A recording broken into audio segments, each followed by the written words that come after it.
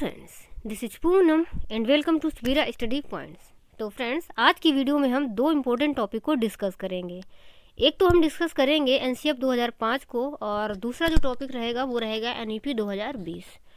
और टॉपिक को डिस्कस करने के बाद हम कुछ क्वेश्चन की प्रैक्टिस भी करेंगे, तो वीडियो को पूरा लास्ट तक देखें। इसके अलावा चैनल पर यदि नए हैं तो चैनल को सब्सक्राइब कर लें, एंड वीडियो अगर पसंद आती है तो वीडियो को लाइक एंड शेयर करना ना भूलें, और साथ ही बेल आइकन भी प्रेस कर लें ताकि आने वाली सभी वीडियो की नोटिफिकेशन आप लोगों को मिलती रहे। इसके अलावा इसका पीडीएफ भी आप लोगों को मिल जाएगा, तो पीडीएफ के लिए आप लोग टेलीग्राम चैनल को ज्वाइन कर सकते हैं। तो चलिए फ्रेंड्स, शुरू करते हैं और बात करते हैं एनसीएफ 2005 के बारे में, यानी कि राष्ट्रीय पाठचर्या की रूपरेखा 2005। तो इसके बारे में आज हम बात करेंगे। तो सबसे पहले अगर बात करें तो एनसीएफ 2005 के जो अध्यक्ष थे वो थे प्रोफेसर यशपाल। इस पॉइंट को याद रखना है। और इसके अलावा जो एनसीएफ 2005 है ये शिक्षा के क्षेत्र में एक प्रमुख दस्तावेज है, तो इसे भी याद रखना है। और राष्ट्रीय पाठचर्या का जो प्रमुख उद्देश्य था वो था बिना बोझ के, मतलब शिक्षा बिना बोझ के, तो इसको याद रखना है। यानी कि जो इसका मुख्य उद्देश्य था वो ये था कि जो शिक्षा है वो बिना बोझ की हो, तो शिक्षा बिना बोझ के इसका प्रमुख उद्देश्य था। और इसके अलावा जो एनसीएफ 2005 का प्रारंभ है वो शिक्षा शास्त्री रविंद्रनाथ टैगोर के सभ्यता और प्रगति को आधार मान करके किया गया है। यानी कि जो रविंद्रनाथ टैगोर का सभ्यता और प्रगति है उसी को आधार मान करके एनसीएफ 2005 का प्रारंभ किया गया है, तो इस पॉइंट को भी याद रखना है। और आगे अगर बात करें तो एनसीएफ 2005 का निर्माण मानव विकास संसाधन मंत्रालय की देखरेख में किया गया था, तो ये पॉइंट भी आप लोगों को याद रखना है। इसके अलावा एनसीएफ 2005 में पाठचर्या निर्माण के 5 सिद्धांत भी बताए गए हैं, तो उन सिद्धांतों को देख लेते हैं। सबसे पहले तो यहाँ पर ज्ञान को स्कूल के बाहरी जीवन से जोड़ना, मतलब कि बच्चों को जो कुछ भी सिखाना है उसको बाहरी जीवन से जोड़ते हुए सिखाना है। पूरी तरीके से किताबी भाषा में ही हमें नहीं सिखाना है, बल्कि एक बच्चा जो अपने आसपास चीज़ों को देखता है उससे रिलेट करके जब हम सिखाएंगे बच्चों को तो बच्चा ज़्यादा समझता भी है, और जब ज़्यादा समझेगा तो फिर सीखेगा भी आसानी से। तो इसलिए बच्चों को जो कुछ भी सिखाया जाए वह बाहरी जीवन से जोड़ते हुए सिखाया जाए। इसके अलावा परीक्षा को अपेक्षाकृत अधिक लचीला बनाना है और कक्षा की गतिविधियों से जोड़ते हुए बनाना है। मतलब कि जो परीक्षा प्रणाली है उसको बहुत ज़्यादा कठोर नहीं बनाना है, बल्कि उसको लचीला रखना है। और शिक्षा द्वारा प्रजातांत्रिक सोच का विकास करना है बच्चों में, और इसके साथ ही राष्ट्रीय चिंतन को भी समाहित करना है। तो राष्ट्रीय चिंता से मतलब होता है कि जो भी राष्ट्र के हित हैं या राष्ट्रीय भावना है, इन सभी चीज़ों को बच्चों में विकसित करना है। तो उनमें प्रजातांत्रिक सोच का विकास करना है और राष्ट्रीय चिंता को भी विकसित करना है। इसके अलावा पाठचर्या का जो विकास है इस प्रकार हो कि बालकों का सर्वांगीण विकास हो सके। मतलब कि हमें पाठचर्या का निर्माण इस तरीके से करना है कि हमें मतलब बालकों का सर्वांगीण विकास करना है, तो बालकों के सर्वांगीण विकास को ध्यान में रखते हुए पाठचर्या का निर्माण करना है। और पढ़ाई जो है वो रटन प्रणाली से मुक्त हो, मतलब कि बच्चों को रटाना नहीं है बल्कि उसे समझा करके बताना है, मतलब कि उसको समझाना है, समझा करके चीज़ों को सिखाना है। तो पढ़ाई को रटन प्रणाली से मुक्त करना है। इसके अलावा कुछ और भी प्रमुख सुझाव हैं, तो उनको भी देख लेते हैं। सबसे पहले तो एनसीएफ 2005 में खेलों को महत्व दिया गया है, मतलब कि बच्चों को खेल के माध्यम से सिखाया जाए, तो खेलों को महत्व दिया गया है। इसके अलावा जो मोटी मोटी किताबें हैं तो मोटी मोटी किताबों को शिक्षा की असफलता माना गया है। ये भी याद रखना है कि जो एनसीएफ 2005 है तो उसमें मोटी मोटी किताबों को असफलता माना गया है और खेल को महत्व दिया गया है। इसके अलावा जो एनसीएफ 2005 है ये रचनावाद पर जोर देता है, मतलब कि रचनावाद पर जोर देता है, यानी कि बच्चे जो हैं वो कुछ करके सीखें, कुछ भी किसी भी चीज़ को करके या स्वयं ज्ञान अर्जित करें, यानी कि निर्माण करते हुए सीखें। तो इस तरीके से जो एनसीएफ 2005 है वो रचनावाद पर जोर देता है। और कक्षा में खामोशी अधिगम का सूचक नहीं है, यानी कि यदि कोई क्लास पूरी तरीके से शांत है, मतलब बच्चे वहाँ पर एकदम बिल्कुल शांत हैं, तो वह अधिगम का सूचक नहीं है। क्योंकि यदि बच्चा पूरी तरीके से शांत है इसका मतलब है कि बच्चा एक्टिव नहीं है। तो क्या क्लास में चल रहा है, क्या शिक्षक पढ़ा रहा है, इससे उसको लेना देना ही नहीं है, मतलब वह पूरी तरीके से शांत है, खामोश बैठा है। तो खामोश यदि बैठा है तो वह डर की वजह से बैठा होगा, या तो फिर बच्चों को बहुत ज़्यादा अनुशासित कर दिया गया है। तो ये सारी चीज़ें जो होती हैं वो अधिगम का सूचक नहीं होती हैं, क्योंकि यदि बच्चे को कुछ सिखाया जा रहा है और बच्चा सीख रहा है तो फिर वह सक्रिय होगा, और सक्रिय होगा तो फिर वह कुछ ना कुछ क्वेश्चन भी पूछेगा, और ऐसी कंडीशन में फिर वहाँ पर शांति नहीं रहेगी। तो यदि कक्षा में खामोशी है तो वह अधिगम का सूचक नहीं होती, इसको याद रखना है अच्छे से। इसके अलावा बच्चे उसी वातावरण में जल्दी सीखते हैं जिसमें उन्हें लगे कि उन्हें महत्वपूर्ण माना जा रहा है।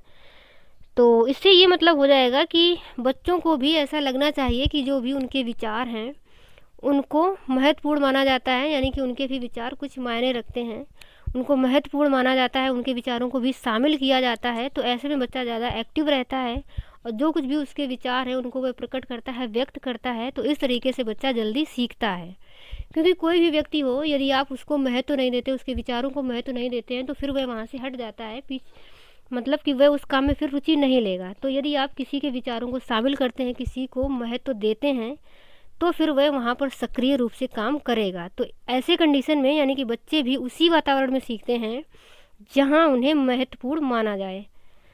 और इसके अलावा एनसीएफ 2005 लिंग पूर्वाग्रह का विरोध करता है तथा बालक बालिकाओं को विपरीत भूमिकाओं में रखने पर जोर देता है। तो जो एनसीएफ 2005 है ये लिंग पूर्वाग्रह का विरोध करता है, और विपरीत भूमिकाओं से मतलब है कि जो बालक बालिकाएं हैं उनको विपरीत भूमिकाओं में रखना। मतलब जो सामान्यतः ऐसा होता है कि बालिकाएं घर के काम करती हैं और जो लड़के होते हैं वो बाहर के काम। तो कभी भी मतलब क्लास में इस तरीके से प्रोग्राम वगैरह करवाना तो या बच्चों को कुछ भी बताना, तो वहाँ पर बालक बालिकाओं को विपरीत भूमिकाओं में रखते हुए दिखाना कि जो बालिकाएं हैं वो बाहर के काम करें और लड़के भी घर के काम करते हैं। तो इस तरीके से विपरीत भूमिकाओं में रखना, ताकि जो लिंग पूर्वाग्रह है उसको दूर किया जा सके। इसके अलावा ज्ञात से अज्ञात की ओर और मूर्त से अमूर्त की ओर शिक्षण सूत्र का भी जिक्र करता है एनसीएफ 2005। और जो सीखना है वो स्कूल के अंदर और बाहरी वातावरण दोनों जगह होता है। मतलब ऐसा नहीं है कि स्कूल के अंदर ही बच्चे सीखते हैं, बाहरी वातावरण में भी सीखते हैं। तो इन सारी चीज़ों का भी ध्यान रखना है कि जो सीखना होता है वो स्कूल के अंदर और बाहरी वातावरण दोनों जगह ही होता है। इसके अलावा आसपास के वातावरण व लोगों के माध्यम से अंतःक्रिया करना सीखने की प्रक्रिया का अभिन्न अंग है। यानी कि आप वातावरण से भी सीखते हैं और लोगों के माध्यम से अंतःक्रिया करके यानी कि लोगों से संपर्क करके भी सीखते हैं। तो ये सारी चीज़ें भी यानी कि वातावरण और लोगों से अंतःक्रिया करना भी सीखने की प्रक्रिया का ही एक अभिन्न अंग माना जाता है। और सीखने और सिखाने में स्थानीय ज्ञान एवं सामाजिक परिवेश को महत्वपूर्ण माना गया है। मतलब कि सीखने सिखाने में स्थानीय ज्ञान और जो कुछ भी हमारा सामाजिक परिवेश होता है दोनों ही महत्वपूर्ण होता है। तो इन दोनों ही चीज़ों को महत्वपूर्ण माना गया है। और बच्चों को प्रश्न पूछने के लिए हमें प्रोत्साहित करना है। मतलब जितना ज़्यादा बच्चा प्रश्न पूछेगा वह उतना ज़्यादा ही सीखेगा, क्योंकि बच्चे जो होते हैं छोटे छोटे बच्चे बहुत ज़्यादा जिज्ञासु होते हैं। तो यदि वे बच्चे प्रश्न पूछ रहे हैं तो उन्हें और अधिक प्रश्न पूछने के लिए हमें प्रोत्साहित करना है, ताकि वे और चीज़ों को सीख सकें। यानी कि जो उनकी जिज्ञासा है उनको हमें शांत करना है। यदि बच्चे प्रश्न पूछते हैं और आप उन्हें डांट देते हैं, मना करते हैं, तो ऐसे में उनकी जिज्ञासाएं भी शांत हो जाती हैं, फिर वे प्रश्न पूछने की हिम्मत भी नहीं करते, और जब वे पूछेंगे नहीं तो फिर वे सीख भी नहीं पाएंगे। तो हमें बच्चों को प्रश्न पूछने के लिए प्रोत्साहित करना है। इसके अलावा दंड वर्जित है, यानी कि बच्चों को हम किसी भी प्रकार का दंड नहीं देंगे, ना तो मानसिक और ना ही शारीरिक रूप से, यानी कि किसी भी प्रकार का दंड वर्जित है। और इसको हमने आरटीई 2009 में भी बताया था, और एनसीएफ 2005 है ये भी इसी की बात करता है कि मतलब दंड वर्जित है, मतलब बच्चों को दंड नहीं देना है। इसके अलावा शिक्षक एक मार्गदर्शक, सुगमकर्ता और सुविधा प्रदाता है। ये एनसीएफ 2005 भी इसकी बात करता है कि जो एक शिक्षक होता है वो बच्चों के लिए मार्गदर्शक होता है, सुगमकर्ता होता है और एक सुविधा प्रदाता के रूप में होता है। और आगे अगर बात करें तो प्राथमिक स्तर पर शिक्षा का माध्यम बालक की मातृभाषा होनी चाहिए, क्योंकि इससे सीखने का स्वाभाविक वातावरण तैयार होता है।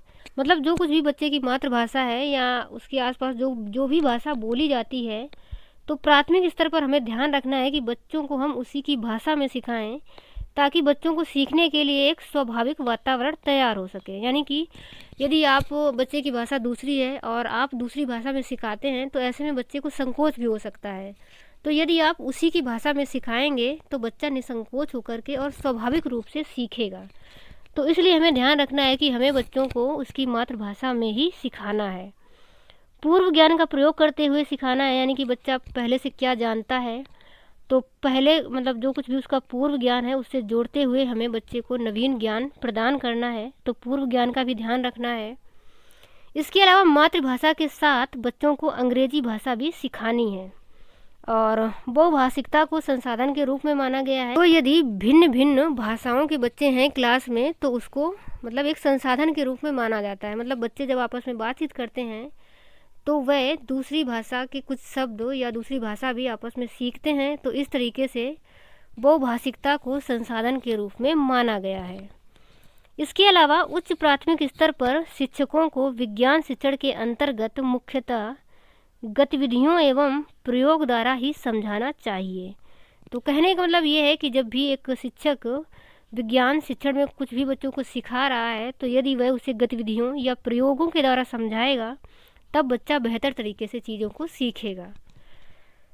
इसके अलावा आगे अगर बात करें तो सामाजिक विज्ञान शिक्षण के अंतर्गत एक ऐसी पाठचर्या का होना आवश्यक है जो शिक्षार्थियों में समाज के प्रति समाज का विकास कर सके। तो कहने का मतलब ये है कि जब भी बच्चों को सामाजिक विज्ञान का ज्ञान करवाया जाए या सामाजिक विज्ञान की शिक्षा दी जाए तो हमें एक ऐसी पाठचर्या बनाने की आवश्यकता है जिससे कि बच्चों में सामाजिक विकास हो सके, मतलब समाज के प्रति अच्छा एक विकास हो सके ताकि वह समाज का आगे चल के अच्छा विकास कर सके। तो इन चीज़ों का ध्यान रखना है। इसके अलावा जो एनसीएफ 2005 है वह 5 विधियों पर विशेष जोर देता है, तो उसको भी हम देख लेते हैं। सबसे पहले तो ये जोर देता है करके सीखने पर, और इसके अलावा परीक्षण विधि, निरीक्षण विधि और साथ ही सामूहिक विधि पर भी जोर देता है और मिश्रित विधि पर। तो ये 5 विधियां हैं जिन 5 विधियों पर एनसीएफ 2005 जोर देता है, तो इनको भी याद रखना है। इसके अलावा आगे बात करें तो एनसीएफ 2005 के अनुसार जो गणित शिक्षण का लक्ष्य है, तो गणित शिक्षण का लक्ष्य चिंतन का निर्माण करना और तार्किक ढंग से सोचना एवं संचालित करने की योग्यता को विकसित करना है। यानी कि तर्क क्षमता का निर्माण करना और तार्किक रूप से सोचना, चिंतन करना, इन सभी चीज़ों का विकास करना गणित शिक्षण का मुख्य उद्देश्य है। अब हम आगे बात कर लेते हैं। तो आगे कुछ क्वेश्चन हैं जो कि एनसीएफ 2005 से रिलेटेड हैं, तो इनको देख लेते हैं। यहाँ पर पहला प्रश्न है, राष्ट्रीय पाठचर्या की रूपरेखा के दिशा निर्देश के अंतर्गत आता है। तो सबसे पहले ज्ञान को स्कूल के बाहरी जीवन से जोड़ना, ये सही है, और पढ़ाई रटंत प्रणाली से मुक्त हो, ये भी सही है। इसके अलावा परीक्षा को अपेक्षाकृत सरल बनाना, ये भी सही है। तो यहाँ पर जो हमारा ऑप्शन है वो 4 नंबर यानी कि उपरोक्त सभी सही हो जाएगा। अब हम देख लेते हैं अगला क्वेश्चन, और अगला क्वेश्चन है, एनसीएफ 2005 के अनुसार सीखना एक ज्ञान अवरुद्ध करने की प्रक्रिया है। तो यदि आप सीख रहे हैं तो सीखने से ज्ञान जो है वो अवरुद्ध नहीं होता है बल्कि ज्ञान बढ़ता है। तो ये वाला ऑप्शन हमारा गलत हो जाएगा। और दूसरा जो ऑप्शन है, सीखना मतलब सीखना एक ज्ञान के निर्माण की प्रक्रिया है। तो एनसीएफ 2005 के अकॉर्डिंग यदि हम देख रहे हैं तो जो सीखना होता है वो एक ज्ञान निर्माण की प्रक्रिया होती है, यानी कि ऑप्शन हमारा 2nd नंबर सही हो जाएगा। अब हम आगे बात कर लेते हैं अगले क्वेश्चन पर, और अगला क्वेश्चन है, एनसीएफ 2005 के अनुसार गलतियां इस कारण महत्वपूर्ण होती हैं। तो जो पहला ऑप्शन है, ये विद्यार्थियों को उत्तीर्ण एवं अनुत्तीर्ण समूह में वर्गीकृत करने के लिए एक महत्वपूर्ण उपकरण है। तो ये ऑप्शन हमारा गलत हो जाएगा। और ये अध्यापकों को बच्चों को डांटने के लिए एक तरीका उपलब्ध करवाती है। तो डांटना तो है ही नहीं, क्योंकि बच्चों को किसी भी प्रकार का दंड नहीं देना है, तो हमें डांटना भी नहीं, डांटना भी एक प्रकार का दंड ही है। तो ये वाला ऑप्शन भी गलत रहेगा। और अगला है, ये बच्चों की विचार की अंतर्दृष्टि उपलब्ध करवाती है तथा समाधानों को पहचानने में सहायता करती है। और जो लास्ट वाला ऑप्शन है, ये कक्षा में बच्चों को हटाने के लिए आधा स्थान उपलब्ध करवाती है। तो हमें बच्चों को हटाना भी नहीं है, यानी कि ये ऑप्शन भी गलत रहेगा। तो ऑप्शन हमारा तीसरा वाला सही हो जाएगा कि ये बच्चों के विचार की अंतर्दृष्टि उपलब्ध करवाती है, यानी कि गलतियों से हमें ये पता चलता है कि बच्चे ने क्या सीखा क्या नहीं सीखा, या फिर उसने जो गलतियाँ की हैं तो उसे क्या समस्याएं आ रही हैं, इन सभी चीज़ों का हमें पता चलता है। तो ऑप्शन हमारा तीसरा सही हो जाएगा। उसके बाद अब हम NEP 2020 पर बात करेंगे, यानी कि राष्ट्रीय शिक्षा नीति जो 2020 है, इस पर अब हम बात कर लेते हैं। तो इसका जो मसौदा है ये मई 2019 में तैयार किया गया था और इसको मंजूरी मिलती है 29 जुलाई 2020 को, यानी कि 29 जुलाई 2020 को यह नीति जारी की गई थी। और उस समय के जो शिक्षा मंत्री थे रमेश पोखरियाल निशंक, इन्होंने इस नीति की घोषणा की थी। इसके अलावा 1968 और 1986 के बाद भारत की ये तीसरी शिक्षा नीति है, यानी कि स्वतंत्र भारत की ये तीसरी शिक्षा नीति है। और 1968 की अगर बात करें तो 1968 में इंदिरा गांधी PM थी और 1986 में राजीव गांधी और 2020 में नरेंद्र मोदी। आगे कस्तूरी रंगन की अध्यक्षता में गठित समिति के द्वारा तैयार की गई है, यानी कि जो राष्ट्रीय शिक्षा नीति 2020 है इसको कस्तूरी रंगन की अध्यक्षता वाली एक समिति के द्वारा तैयार किया गया है, तो अध्यक्ष को भी ध्यान रखना है। इसके अलावा मानव संसाधन विकास मंत्रालय का नाम बदल करके शिक्षा मंत्रालय कर दिया गया है, तो कुछ चेंजेस भी हुए हैं, उनको भी ध्यान रखना है। इसके अलावा और भी कुछ बदलाव आए हैं, जैसे कि 8 साल तक के बच्चों के लिए जो पाठ्यक्रम होगा वो NCERT के द्वारा तैयार किया जाएगा। और साथ ही 5वीं कक्षा तक के बच्चों के लिए, मतलब 5वीं कक्षा तक के जो बच्चों को हमें शिक्षा देनी है तो वो मातृभाषा में देनी है, तो ये भी याद रखना है। और एक और परिवर्तन हुआ है कि 6वीं क्लास से ही बच्चों को व्यावसायिक शिक्षा दी जाए। इसके अलावा 360 डिग्री होलिस्टिक असेसमेंट, यानी कि बच्चों का हमें चौमुखी विकास करना है, यानी कि बच्चों का सर्वांगीण विकास करना है, तो ये भी पॉइंट याद रखना है।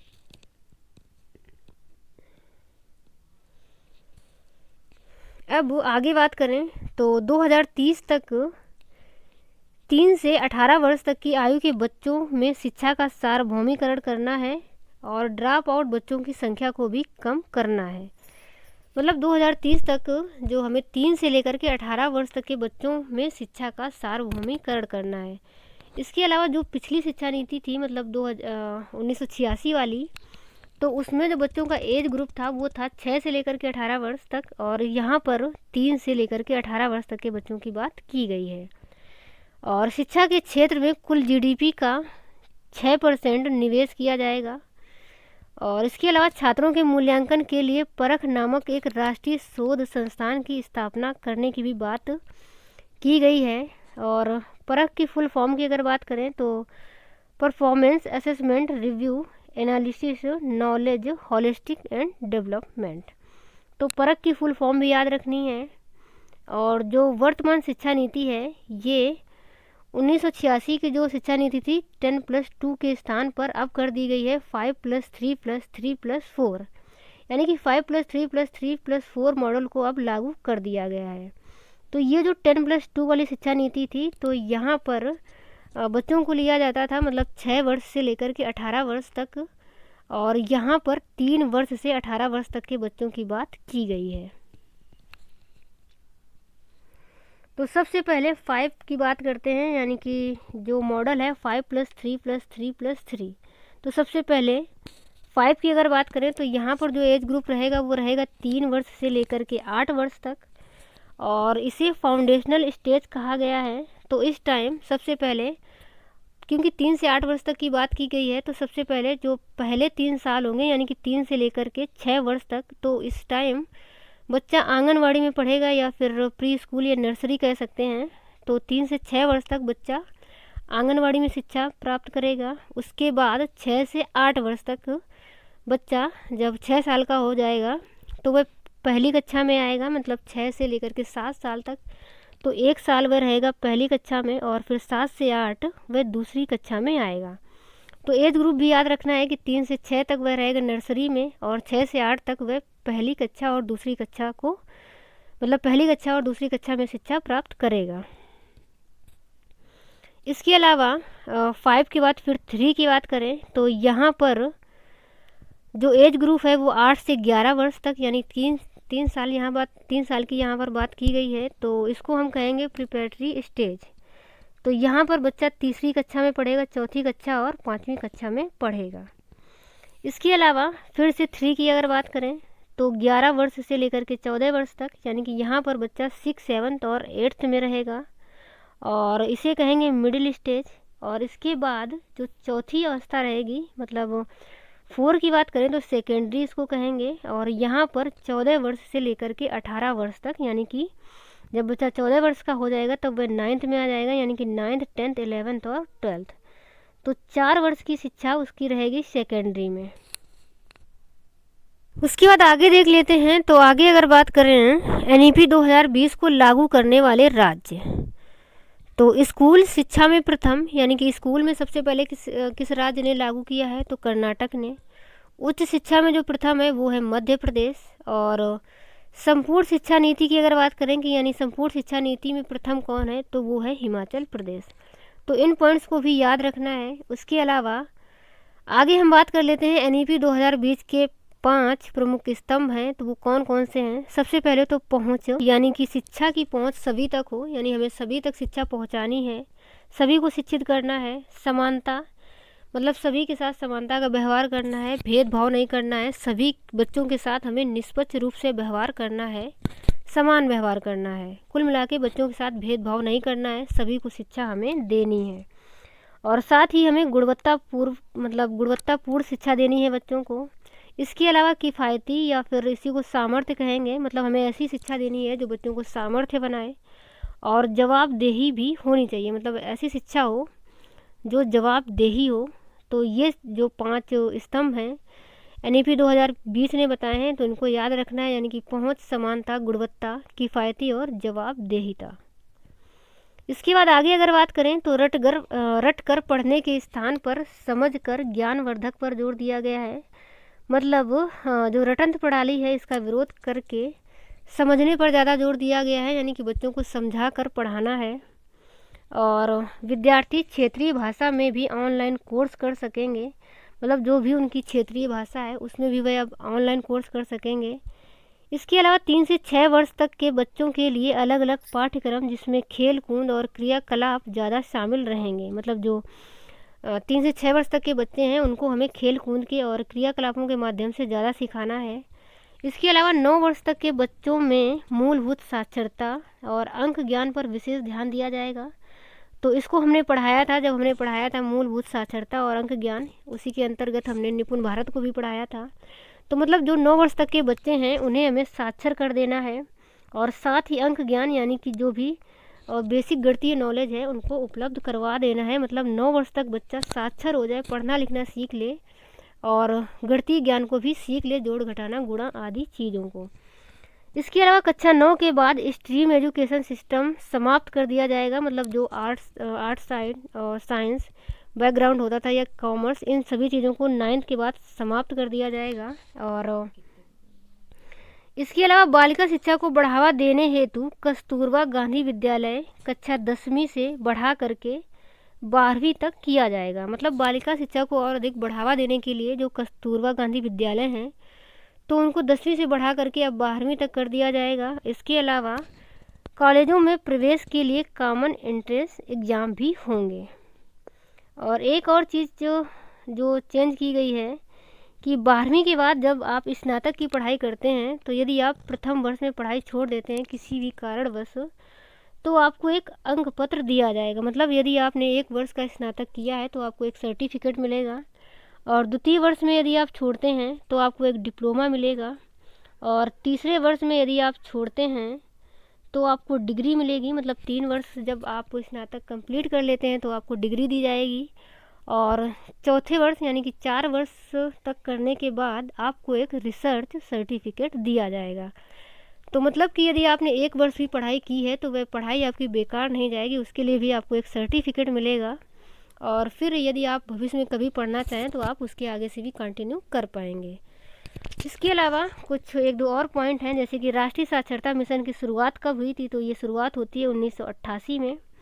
तो इस पॉइंट को याद रखना है। और राष्ट्रीय शिक्षा परिषद यानी कि NCTE की स्थापना कब हुई थी, तो इसकी स्थापना होती है 1995 में। अब वो यहाँ पर कुछ क्वेश्चन हैं जो कि राष्ट्रीय शिक्षा नीति से रिलेटेड हैं, इनको भी डिस्कस कर लेते हैं। तो पहला क्वेश्चन है यहाँ पर, राष्ट्रीय शिक्षा नीति 2020 किस पर जोर देती है? पाठचर्या का लचीलापन, मानकीकरण, या फिर पाठ्य पुस्तकों का गैर संदर्भीकरण, या पुस्तकों को बैठ कर के याद करना। तो याद करना इस पर जोर दिया नहीं गया है, साथ ही गैर संदर्भीकरण ये भी गलत रहेगा और मानकीकरण ये भी गलत रहेगा। पाठचर्या का लचीलापन यानी कि पाठचर्या की जो भी प्रणाली है या पाठचर्या को जब भी हमें बनाना है तो उसमें थोड़ा सा लचीलापन होना चाहिए, मतलब बहुत ज़्यादा कठिन नहीं बनाना है या कठोर प्रणाली हमें नहीं बनानी है। तो ऑप्शन हमारा पहला नंबर सही रहेगा। इसके अलावा जो अगला क्वेश्चन है वो है, राष्ट्रीय शिक्षा नीति 2020 क्या सिफारिश करती है? बहुभाषावाद, एक भाषावाद, पाठ्यक्रम का मानकीकरण, या फिर मूल्यांकन का मानकीकरण। तो जो राष्ट्रीय शिक्षा नीति 2020 है ये सिफारिश करती है बहुभाषावाद पर। तो इसने बहुभाषावाद की बात की है, तो ऑप्शन हमारा पहला सही रहेगा। और अगला जो क्वेश्चन है, राष्ट्रीय शिक्षा नीति 2020 में बदलाव है, मानकीकरण से लचीलापन, रचनात्मक मूल्यांकन से योगात्मक मूल्यांकन, संरचनाओं की समझ परीक्षा के लिए सीखना, या फिर बहुभाषिकता से कठोरता।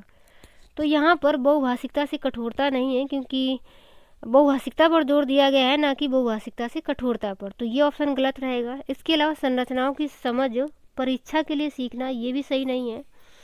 और रचनात्मक मूल्यांकन से योगात्मक मूल्यांकन, मतलब कि योगात्मक मूल्यांकन पर ज़्यादा जोर ना देकर के रचनात्मक मूल्यांकन पर ज़्यादा जोर है, तो ये भी गलत रहेगा, मतलब रचनात्मक से योगात्मक नहीं होगा, तो ऑप्शन ये भी गलत रहेगा। तो ऑप्शन हमारा पहला वाला सही रहेगा कि मानकीकरण से लचीलापन ये एक जो राष्ट्रीय शिक्षा नीति 2020 है उसमें बदलाव किया गया है, तो ऑप्शन पहला वाला सही हो जाएगा। और अगला क्वेश्चन है, राष्ट्रीय शिक्षा नीति 2020 पूरे देश के लिए प्राथमिक स्तर पर किस भाषा को निर्देश के माध्यम से प्रस्तावित करती है? हिंदी, अंग्रेजी, संस्कृत, या फिर मातृभाषा। तो पूरे देश के लिए प्राथमिक स्तर पर हमें ध्यान रखना है, तो ये बोला गया है कि हमें मातृभाषा का ध्यान रखना है, तो ऑप्शन हमारा 4 नंबर सही रहेगा। राष्ट्रीय शिक्षा नीति 2020 के अनुसार मूल्यांकन का उद्देश्य क्या है? रटने की क्षमता का परीक्षण, पुनरुत्पादन व याद करने की क्षमता को नापना, बच्चों को सीखने की प्रक्रिया में मदद करना, या फिर पूरे देश में बच्चों की तुलना करने के मापदंड बताना। तो तुलना वाला ऑप्शन वैसे तो गलत ही रहता है, यानी कि बच्चों की आपस में तुलना हमें नहीं करनी है और रटने पर भी जोर नहीं देना है। इसके अलावा ये जो लिखा है पुनरुत्पादन व याद करने की क्षमता, तो पुनरुत्पादन से मतलब होता है कि जैसा बच्चे को बताया गया है एज इट इज़ बच्चा वैसे ही बताए, तो ये तभी संभव है जब वह रट ले, तो ये भी एक तरीके से रटना ही है, तो ये ऑप्शन भी गलत रहेगा। तो ऑप्शन हमारा सही हो जाएगा तीसरा वाला कि बच्चों को सीखने की प्रक्रिया में हमें मदद करनी है, तो ऑप्शन हमारा तीसरा सही हो जाएगा। तो चलिए फ्रेंड्स, आज की वीडियो में हम इतना ही रखते हैं और मैं आशा करती हूँ कि आप लोगों को अच्छे से समझ में आया होगा। एंड आगे मिलेंगे अगले वीडियो में, तब तक के लिए bye bye and take care.